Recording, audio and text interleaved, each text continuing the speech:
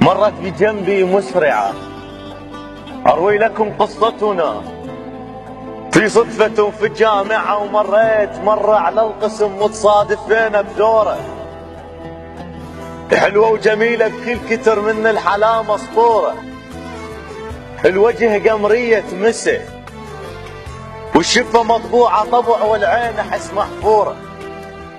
أرد أحكي وياها استحي يا بابا فك كل الحكي والخجل لاعب دوره. وقعت كتبها وذنقت لميتهن كل الكتب وانا قلت مشكورة، واندارت ورأسا مشيت والروح احسها فرفحت.